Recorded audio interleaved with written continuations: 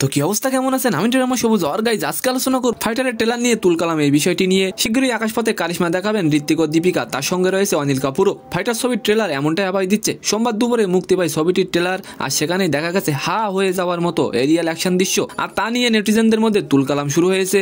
আবার কেউ কেউ বলছেন ট্রেলার অব দ্য ইয়ার। দেশপ্রেম, রোম্যান্স, বন্ধুত্ব, দলীয় চেতনা সংলাপে মুগ্ধ সবাই। মূলত দেশপ্রেমের গল্প নিয়েই বাঁধা হয়েছে সিনেমার গল্পটি। আর এবার আলোচনা করব প্রবাসের দা রাজা সাবের ফার্স্ট লুক প্রকাশ এই বিষয়টি নিয়ে। সালাদ ঝড়ের পর এবার নতুন সিনেমা নিয়ে হাজির হচ্ছেন প্রভাস। প্রকাশ্যে এলো ফার্স্ট লুক, আর নতুন লুকে ঝড় তুলেছেন অভিনেতা। পোস্টার শেয়ার করে প্রভাস লিখেছেন, উৎসবের মৌসুমে দা রাজা সাবের ফার্স্ট লুক প্রকাশ করলাম, আপনাদের সুখ কামনা করছি। পোস্টারে প্রভাসকে দেখা গেছে কালো শার্ট ও প্রিন্টেড লুঙ্গিতে। মূলত সিনেমাটি ভুতুড়ে সিনেমা হবে। আর এবার আলোচনা করব ভারতীয় সিনেমার তালিকায় শীর্ষে 12 ফেল সিনেমাটি এই বিষয়টি নিয়ে। 2023 সালে সর্বোচ্চ রেটিং সিনেমাগুলোর মধ্যে 12 ফেল আছে সবার উপরে। এছাড়া 12 ফেল সিনেমাটি লেটারবক্স ডিতে 2023 সালে সর্বোচ্চ রেটিং এর তালিকা শীর্ষে 10-এ রয়েছে।